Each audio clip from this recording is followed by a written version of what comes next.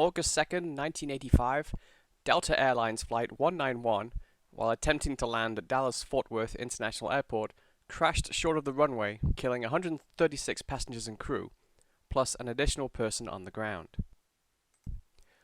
The plane, a Lockheed TriStar, was en route from Fort Lauderdale, Florida, to Los Angeles, with a stopover in Dallas-Fort Worth.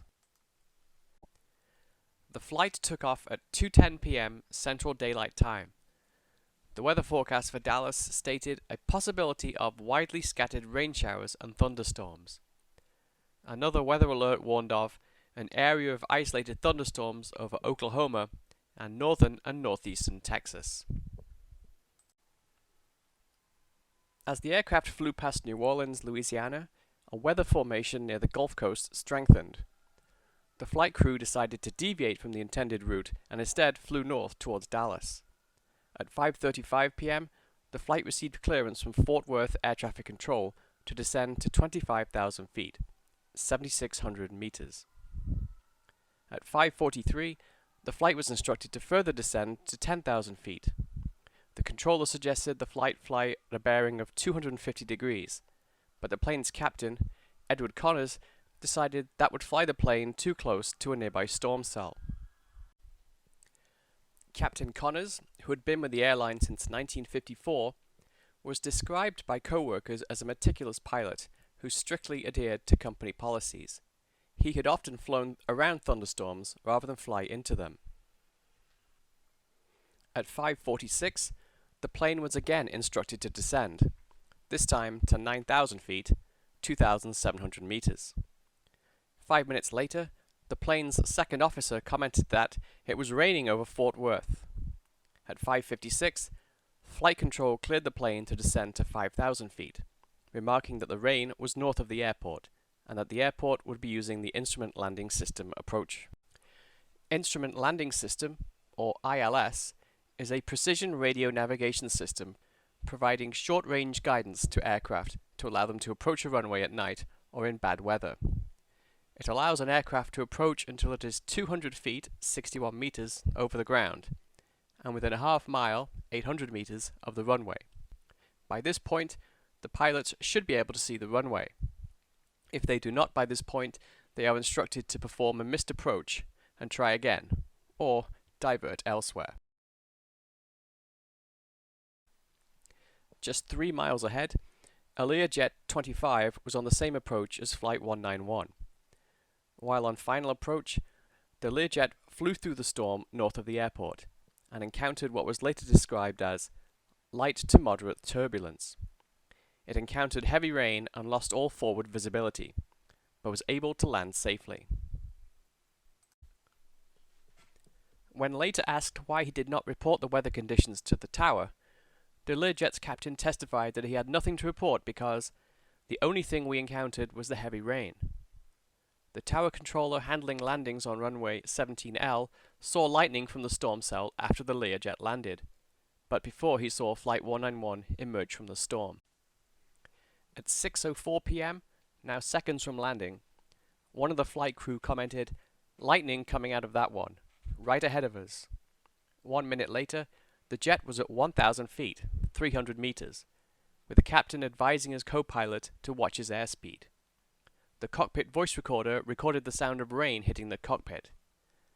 The captain warned his co-pilot that, "You're going to lose it all of a sudden. There it is." The CVR then recorded the sounds of the engines slowing, and from then on the plane began a descent, from which it did not recover. Now descending at a rate of 10 feet per second, or 6 miles an hour, the aircraft's landing gear made contact with the field some 6,335 feet, 1,931 meters, north of the runway. Remaining structurally intact, the aircraft rolled at high speed along the farmland.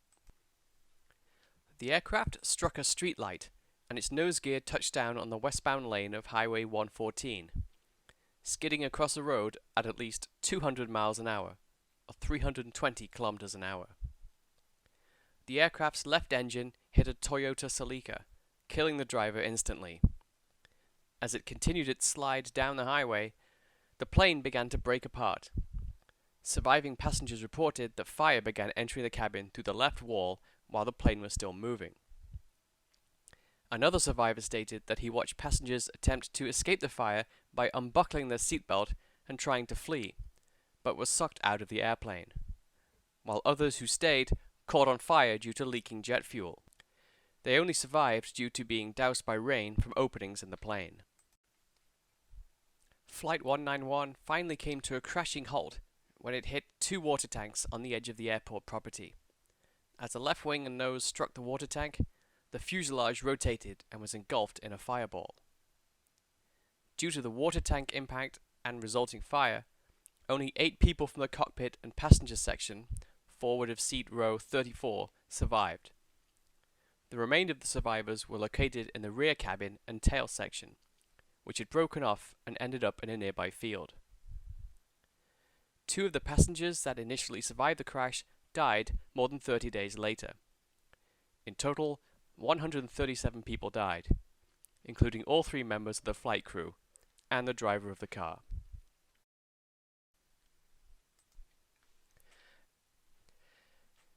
After a long investigation, the National Transportation Safety Board deemed the cause of the crash to be attributable to pilot error, mainly for their decision to fly through a thunderstorm, combined with extreme weather phenomena associated with microburst-induced wind shear. In a microburst, wind travels directly downward, hits the surface, then travels outward, in the opposite manner of a tornado.